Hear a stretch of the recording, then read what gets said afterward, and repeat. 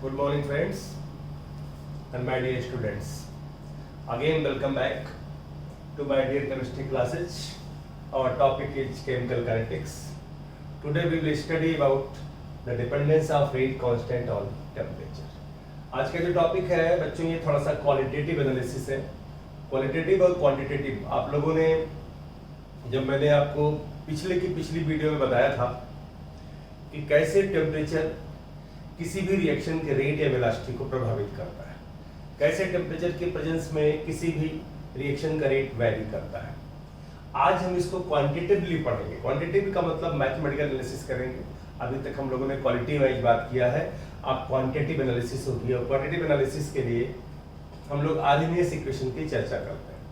तो आपका जो टॉपिक है बच्चों, मैं बता दूं कि पहले तो ये बोर्ड के लिए बहुत इंपॉर्टेंट क्वेश्चन है जो आप लोगों के बोर्ड एग्जाम होंगे, चाहे यूपी बोर्ड हो, चाहे एससी बोर्ड हो या सीबीएसई बोर्ड हो. एक अच्छा खासा क्वेश्चन आता है कि how does temperature affect the rate constant और वेलोसिटी कांस्टेंट. किसी भी रिएक्शन की रेट कांस्टेंट या वेलोसिटी कांस्टेंट को टेम्परेचर किस तरह से प्रभावित करता है. जब नॉर्मली 1 मार्क क्वेश्चन पूछा जाता है तो आप सिंपली बता देते हैं कि टेम्परेचर राइज करने से मॉलिक्यूलर वेलोसिटीज इंक्रीज करती हैं, मॉलिक्यूलर वेलोसिटीज इंक्रीज करती हैं तो मॉलिक्यूलर कोलिजन इंक्रीज करते हैं, मॉलिक्यूलर कोलिजन इंक्रीज करते हैं तो इफेक्टिव कोलिजन इंक्रीज करते हैं. और आपको पता है कि इफेक्टिव कोलिजन ही रिएक्टेंट को प्रोडक्ट में कन्वर्ट करते हैं. That is the qualitative analysis. आज का टॉपिक है क्वांटिटेटिव एनालिसिस. इसको हम लोग ऐसे भी कह सकते हैं relation between rate constant and temperature. इस हेडिंग का दूसरा नाम हो सकता है relation between rate constant. Rate constant को वेलोसिटी कांस्टेंट भी कहते हैं. Velocity constant and temperature T. कहने का मतलब ये हुआ बच्चों कि एक क्वेश्चन अलग अलग वर्डिंग में पूछा जा सकता है. इसकी वर्डिंग ये भी हो सकती है, सिंपल वर्डिंग हो सकती है कि what is the relation between velocity constant and temperature. और सबसे इजी, ये सब कुछ हम लोग जिस इक्वेशन की भाषा में समझाते हैं उस इक्वेशन का नाम है आर्हेनियस इक्वेशन.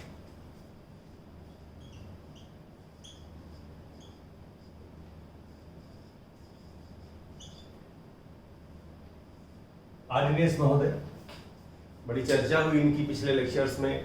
इन्होंने मॉलिक्यूलर कोलिजन थ्योरी का जो सिद्धांत दिया, collision theory of reaction rates की जो थ्योरी आई वो आर्हेनियस की थी.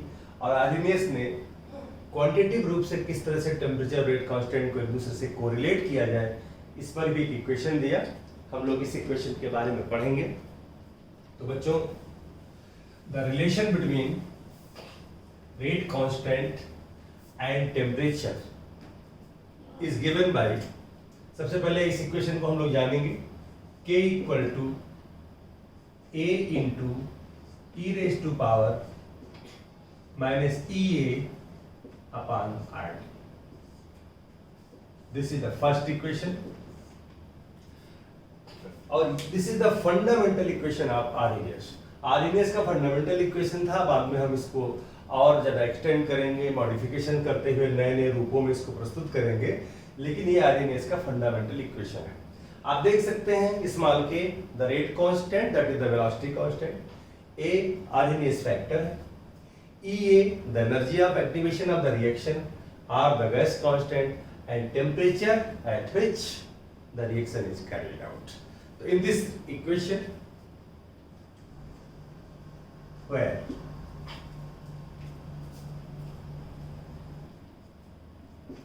temperature at which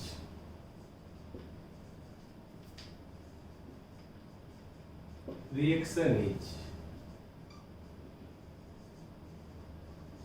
carried out. तो बच्चों, इस आर्हेनियस इक्वेशन में सभी टर्म्स को यहाँ एक्सप्लेन किया गया है. जरा एक बार फिर से ध्यान से देखिए.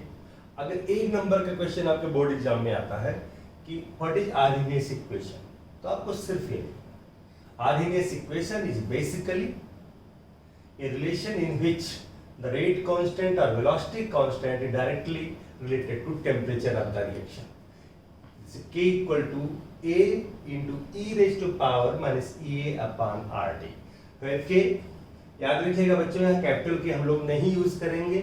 ये बात मैं लगभग 8-10 बार आपको बता चुका हूँ कि कैपिटल के इक्विलिब्रियम कांस्टेंट होता है, स्मॉल के रेट कांस्टेंट या वेलोसिटी कांस्टेंट होता है। तो K is the rate constant और वेलोसिटी कांस्टेंट।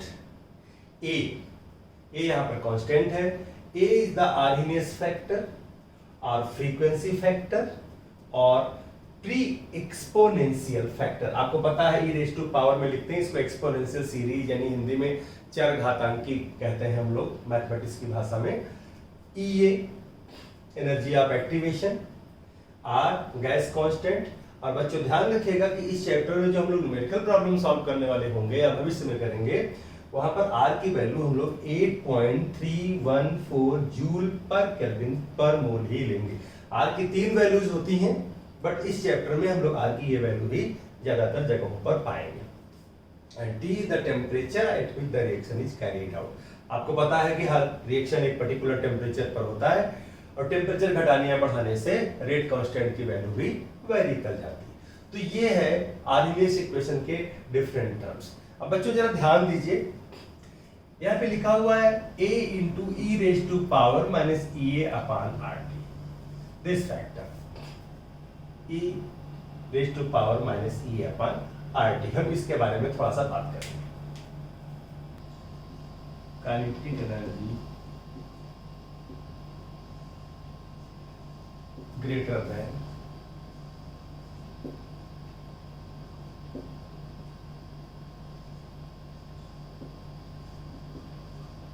E। बच्चों इक्वेशन में K equal to E into A raise to power minus EA upon RT। A मैंने बताया आर्हीनियस फैक्टर है या प्री एक्सपोनेंशियल फैक्टर है या फ्रीक्वेंसी फैक्टर है, कुछ भी आप कह लो। यहाँ पे जो टर्म लिखा है E raise to power minus EA upon RT। E raise to power minus EA upon RT जो लिखा हुआ है, this term in this equation, this term represents the fraction of that molecules which have kinetic energy greater than the energy of activation, which have kinetic energy greater than the energy of activation। यानी E raised to power minus EA upon RT जो लिखा हुआ है, ये जो term है ये उन मॉलिक्यूल्स के फ्रैक्शन या अंश को प्रदर्शित करता है जिनकी काइनेटिक एनर्जी की वैल्यू एनर्जी ऑफ एक्टिवेशन से अधिक। अब इस फैक्टर को अगर हम ध्यान से देखें तो और भी कुछ चीजें दिखाई पड़ती हैं, जरा उस पर गौर करिएगा।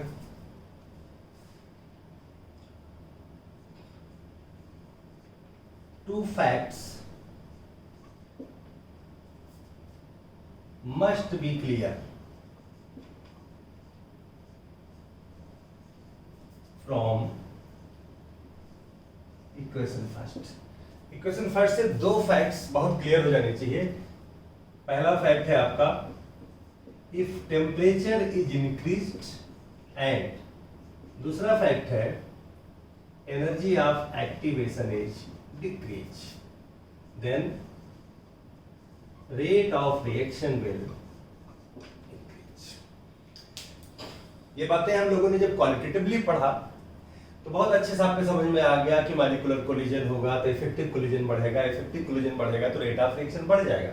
बट अब हम लोग जब क्वांटिटेटिव एनालिसिस करते हैं तो मैथमेटिकली भी आप इसको देख सकते हैं कि E raise to power minus EA upon, अगर ये EA अपॉन RT होता तो कहानी कुछ और होती, लेकिन E के power minus EA upon RT लिखा हुआ है और यहाँ T इस टर्म के डिनोमिनेटर में है। तो अगर टेम्परेचर बढ़ाया जाए और एनर्जी ऑफ एक्टिवेशन की वैल्यू घटाई जाए तो रेट कांस्टेंट यानी वेलोसिटी कांस्टेंट की वैल्यू बढ़ेगी, अगर इसकी वैल्यू बढ़ेगी इसका मतलब रेट ऑफ रिएक्शन बढ़ेगा। तो आपको जो ध्यान रखना है वो ये है, पहला facts, if temperature upward arrow, बच्चों जैसा मैंने बताया अपवर्ड एरो इंक्रीजमेंट के लिए है, डाउनवर्ड एरो डिक्रीमेंट के लिए है। If temperature increased and energy of activation EA is decreased, then rate constant will increase, that is rate of reaction will increase। ये इसकी क्वांटिटेटिव एनालिसिस हो गई। अब हम इस इक्वेशन को दूसरे फॉर्म में लाएंगे, इसका लॉग लेंगे, लॉग लेकर के इसको थोड़ा एक्सपेंडेड फॉर्म में आपके सामने लाने वाले। इतनी बात आपको क्लियर हो जानी चाहिए कि एक क्वांटिटेटिव एनालिसिस है, ये एक ऐसी इक्वेशन है जो किसी भी रिएक्शन के रेट कांस्टेंट, उसके टेम्परेचर, एनर्जी ऑफ एक्टिवेशन, इनके बीच में रिलेशन एस्टेब्लिश करती है। और इस इक्वेशन से ही क्लियर हो जाता है कि टेम्परेचर बढ़ाया जाए और एनर्जी ऑफ एक्टिवेशन घटा दी जाए तो रेट कांस्टेंट की वैल्यू बढ़ जाती है, मतलब रेट ऑफ रिएक्शन बढ़ जाता है। बच्चों, ये आपकी इक्वेशन है, आर्हेनियस इक्वेशन, जो अभी आपको बताई गई। मैंने इसको थोड़ा साइड में किया है क्योंकि इसके साथ हम खुराफात करने वाले हैं। खुराफात का सेंस समझिए, k equal to e raised to e into a into e raised to power minus e upon RT. Now we have to take the log of the above equation. So taking log of equation first, we get क्या मिलने वाला है equation first का log लेने से। हम लोग natural log पे बात करेंगे तो शॉर्ट में लिखेंगे एल एन के। एल एन के जब हम लिखते हैं बच्चों, एक बात यहां बता दूं मैं आपको, जब हम एल एन के लिखते हैं इसका मतलब बेस ई पर बात कर रहे हैं, लॉग के बेस ई। और जब हम लॉग लिख देते हैं एल ओ जी लॉग, तो मतलब हम बेस 10 पे बात करते हैं। तो ये हो गया log K equal to log A into log E raise to power minus E A upon R T. यहां लॉग की प्रॉपर्टीज का पूरा यूज किया जा रहा है। Into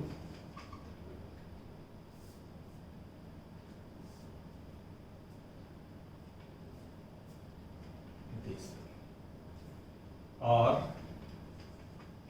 log k equal to log a minus A upon R T log e और log k equal to log a minus A upon R T. log e base e की value 1 हो जाती है। तो एक इक्वेशन आपको ये मिल गई बच्चों। अब हम इसको बेस 10 पे कन्वर्ट करते हैं, क्योंकि आपको पता है कि जब भी हम लोग कोई न्यूमेरिकल प्रॉब्लम सॉल्व करते हैं तो वहां पर बेस ई की बात आती है। तो यहाँ पर हम लोग इसको बेस ई में कन्वर्ट करेंगे। आपको पता है कि जब भी नेचुरल लॉग को बेस ई में कन्वर्ट करते हैं तो ऐसे केसेस में हम 2.303 से मल्टीप्लाई कर देते हैं। तो बच्चों, दिस इज 2.303 log k। अब यहां पर एक बार हम बेस 10 लिख देते हैं।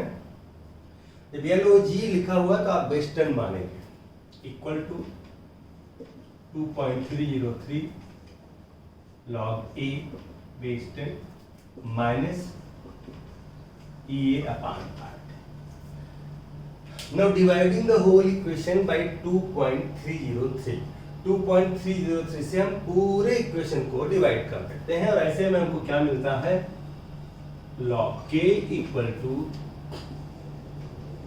log a minus E A upon 2.303 R T.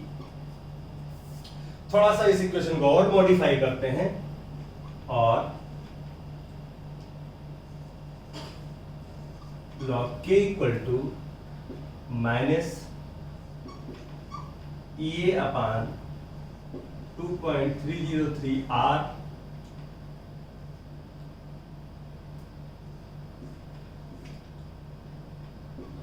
Into 1 अपान टी प्लस log a। इसको इक्वेशन सेकेंड करते हैं।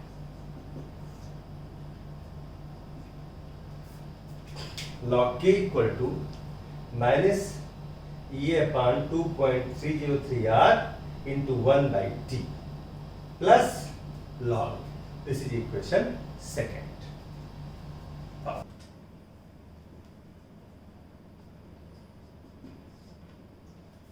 तो बच्चों, एक ये इक्वेशन थी जो आर्हेनियस की फंडामेंटल इक्वेशन थी। इस इक्वेशन का लॉग लेने के बाद हमको एक और इक्वेशन मिली है, ये भी वही इक्वेशन भाई लॉग के टर्म में आ गया। अब जरा इस इक्वेशन को गौर से देखिए। इस इक्वेशन को एक विशेष फॉर्म में लाया गया है।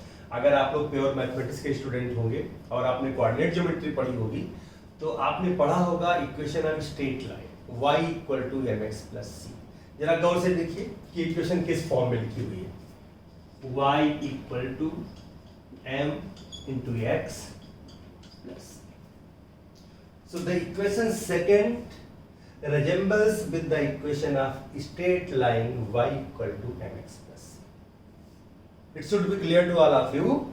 Equation second जो कि दूसरी इक्वेशन आपके सामने लिखी है, ये इक्वेशन एक स्ट्रेट लाइन इक्वेशन है, सरल रेखा के equation y equal to mx plus c के साथ समानता प्रदर्शित करती है। Is it clear?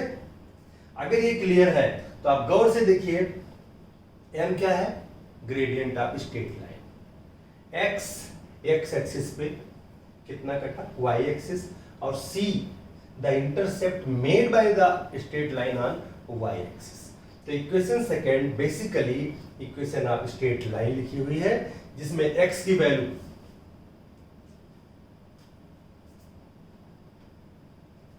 In this equation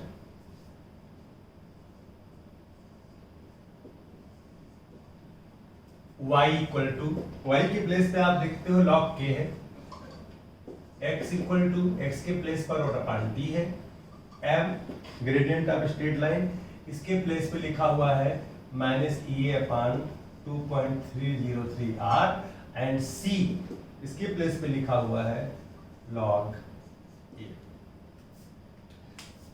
ये स्ट्रेट लाइन इक्वेशन की कहानी है। m को आप जान रहे होंगे, gradient of straight line, gradient प्रवणता बोलते हैं हिंदी में। c the intercept made by the straight line on y axis. Intercept को हिंदी में अंताखंड बोलते हैं। Intercept made by the straight line on y axis. अब अगर हम लोग x और y दैट इज 1/t और log k में एक ग्राफ प्लॉट करें तो हमको हर हाल में एक स्ट्रेट लाइन मिलनी चाहिए। वो ऐसी स्ट्रेट लाइन होगी जिसकी ग्रेडियंट, जिसकी प्रवणता माइनस ए अपॉन 2.303 r के बराबर होगा, और वो स्ट्रेट लाइन y एक्सिस पर log a के बराबर अंतःखंड यानी इंटरसेप्ट काटेगी। अब हम अगर इसे एक स्ट्रेट लाइन ड्रॉ करते हैं तो देखिए क्या सिचुएशन बनेगी। इस सिचुएशन को आप लोग थोड़ा सा ऑब्जर्व करिए। ये इक्वेशन और ये इक्वेशन और ये वैल्यूज आपके सामने रहनी ही रहनी है। If straight line is drawn in between x and y, अब आप देखेंगे जरा सा, x एक्सिस पे हमने ले लिया 1/t, ये x की जगह हो गया, y एक्सिस पे हमने ले लिया log k। अगर इन दोनों में ग्राफ प्लॉट किया जाए, एक स्ट्रेट लाइन हमको मिलती है, तो इस स्ट्रेट लाइन के द्वारा y एक्सिस पे जो इंटरसेप्ट काटा गया है, this value in this height, this is equal to log a, this height is equal to log। ये जो log a आप देख रहे हो, ये स्ट्रेट लाइन के द्वारा y एक्सिस पे काटा गया intercept, and the gradient of this straight line, gradient means प्रवणता, gradient of straight line m, this is equal to tan theta, and this is equal to minus a upon 2.303 r, m equal to tan theta equal to this। तो हमने finally जो हम लोग को value मिल रही हैं, जरा उनको आप फिर से देखते हैं। हमारे पास है tan theta equal to minus E upon 2.303 R, और इसी को हम लोग एम भी कहते हैं। हम लोग एक्सपेरिमेंटली इस स्ट्रेट लाइन की ग्रेडियंट निकाल ले, tan थीटा की वैल्यू मेजर कर ले। अगर tan थीटा की वैल्यू हमने यहां से मेजर कर लिया, आर की वैल्यू हमें पहले से पता है, तो हम लोग एनर्जी ऑफ एक्टिवेशन की वैल्यू यहां से कैलकुलेट कर सकते हैं। इस पर गौर करेंगे आप लोग। If we have the value of tan theta by plotting the straight line, यहां से थीटा की वैल्यू है, इन दोनों से आप लोग tan थीटा होता है परपेंडिकुलर अपॉन बेस। तो ऐसे में tan थीटा की वैल्यू यहां से मेजर करेंगे, और मैं ये वैल्यू -E/2.303 आर के बराबर होती है। ये वैल्यू हमको पता है, आर की वैल्यू हमें पता है, तो यहां से एनर्जी ऑफ एक्टिवेशन की वैल्यू आप कैलकुलेट कर सकते हैं।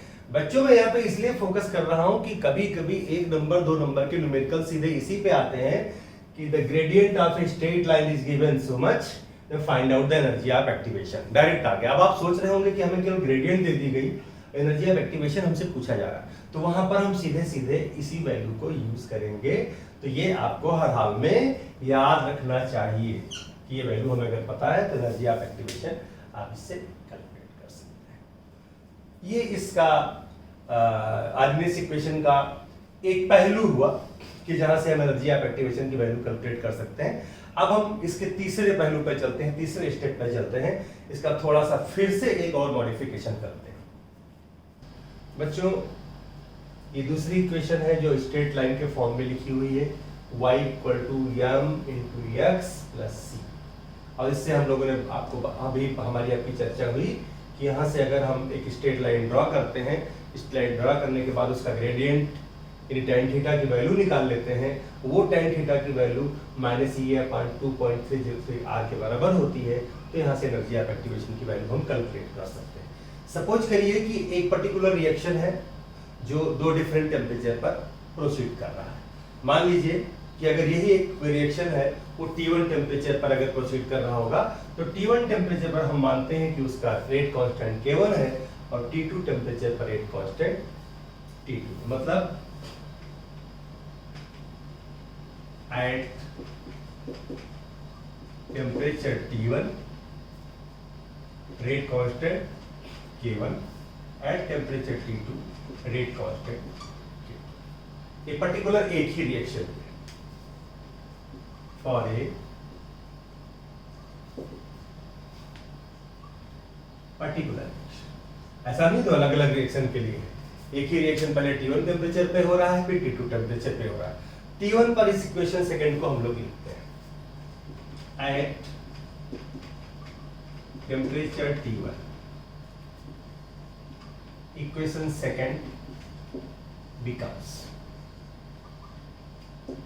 क्या हो जाएगा ये, log K1 = -EA/2.303 R × 1 T की जगह T1 हो जाएगा, प्लस log A, एक कांस्टेंट टर्म में फर्क नहीं आएगा, एंड दिस इज इक्वेशन। और टेम्परेचर T1 पर क्या हो जाएगा, T2 पर at temperature T2, equation second becomes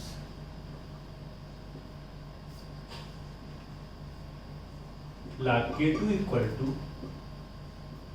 -EA/2.303 R × 1 T1 की जगह T2 हो जाएगा, and log A, and this is equation fourth.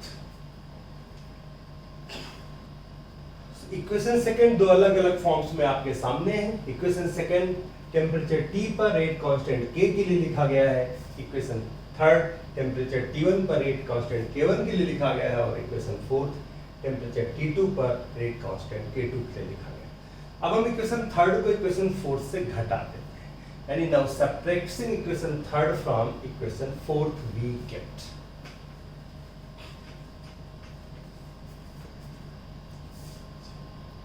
Equation third from equation fourth we get equation third को इक्वेशन फोर्थ में से घटाने पर हमको क्या मिलने वाला है हम लोग वो देखते हैं।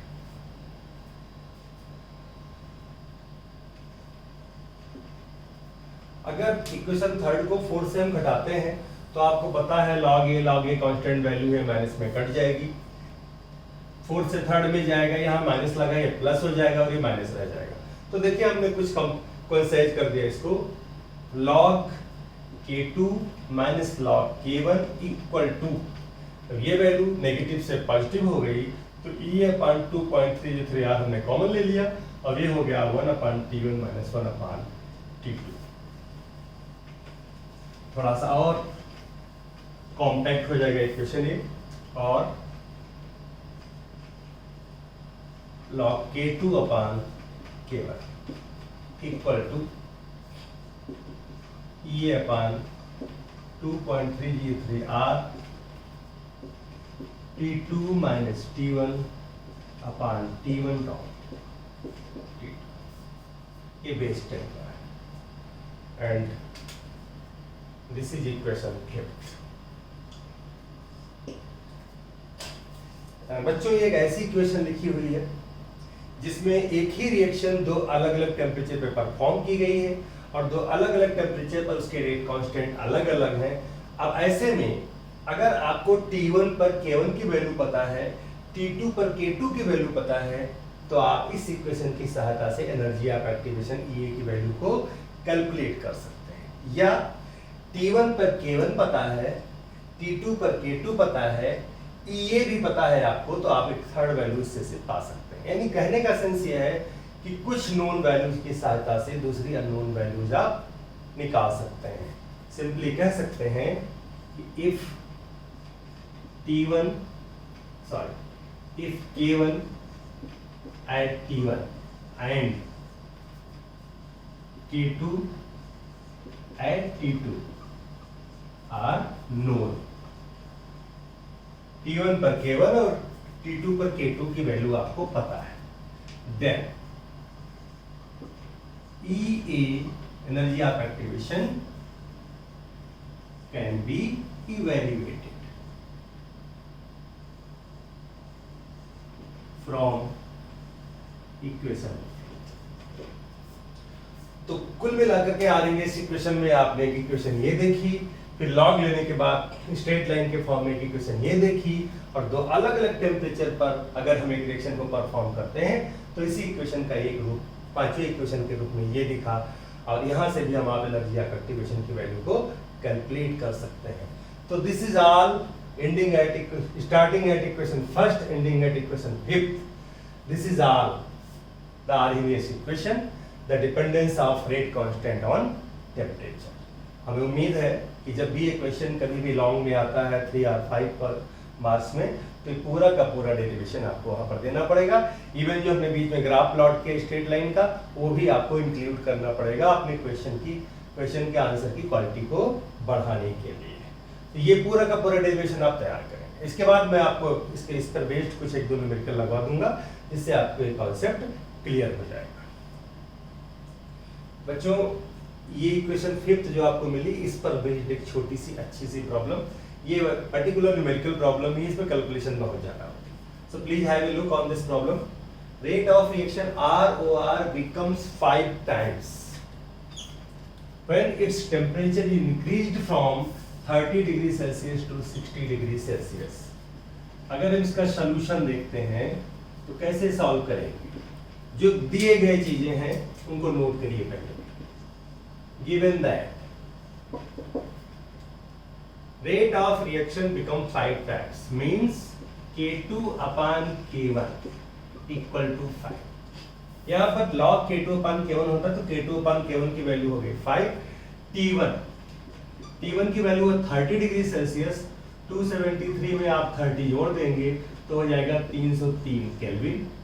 T2 की वैल्यू दी है 60 डिग्री सेल्सियस, 273 में आप 60 जोड़ देंगे तो हो जाएगा 333 केल्विन। R की वैल्यू आपको पता है कि आपको 8.314 जूल पर केल्विन पर मोल ही रखना है। ये सारी वैल्यूज अगर इसमें आप रख देते हैं तो EA की वैल्यू आपको मिल जाती है। तो बच्चों जरा सा देखेंगे आप यहाँ पर कैसे वैल्यू रखी जा रही है। log K2 अपान K1 यानी log 5 बेस 10 पे रहेगा equal to EA upon 2.303 R की जगह आप रख देंगे 8.314 और T2 माइनस T1। T2 है आपका 333 माइनस 303 अपान 303 इंटू 3 आप इसे सॉल्व कर लीजिए और सॉल्व करने के बाद यहां से आप एनर्जी ऑफ एक्टिवेशन के इसमें आप देख रहे हैं केवल EA की वैल्यू आपको निकालनी है। यानी सिंपली न्यूमेरिकल प्रॉब्लम है, मैथमेटिकल प्रॉब्लम है। इसको आप log 5 तो आप लिख सकते हैं 10/2। आपको log 10 की वैल्यू पता होती है, log 2 की वैल्यू पता होती है, यहाँ से आप निकाल लेंगे और इस तरीके से इस इक्वेशन की सहायता से EA की वैल्यू आप कैलकुलेट कर लेंगे। जो भी आंसर आएगा वो आपको इस क्वेश्चन का आंसर हो जाएगा। तो आप ये टॉपिक कंप्लीट हो गया, dependence of temperature on the rate of reaction और रेट कांस्टेंट और आर्हेनियस इक्वेशन। आप कुछ भी किसी भी नाम से इसको जानिए, पूरी की पूरा डेरिवेशन है आपके सामने जो कि आपके बोर्ड एग्जाम के पॉइंट ऑफ व्यू से इंपॉर्टेंट है। और इसमें दो टाइप के न्यूमेरिकल बनते हैं। एक छोटा सा न्यूमेरिकल इस टाइप पे बनता है जो मैंने आपको लिखा था कि m equal to tan theta equal to minus EA upon 2.303 R। यहां से ये पता है तो यहां से एनर्जी ऑफ एक्टिवेशन की वैल्यू कैलकुलेट करेंगे। एक न्यूमेरिकल वो बनता है और दूसरा न्यूमेरिकल इस पर बनता है। तो बच्चों इसके बाद हमारे अगली वीडियो की प्रतीक्षा करिए आप। इस वीडियो में एक टॉपिक पूरा इंक्लूड किया मैंने, with numerical problem. Next video के लिए अगले जस्ट कंटिन्यूअसली लगातार आपको वीडियो मिलती रहेंगी। टिल देन टेक केयर, स्वस्थ रहिए, व्यस्त रहिए और मस्त रहिए।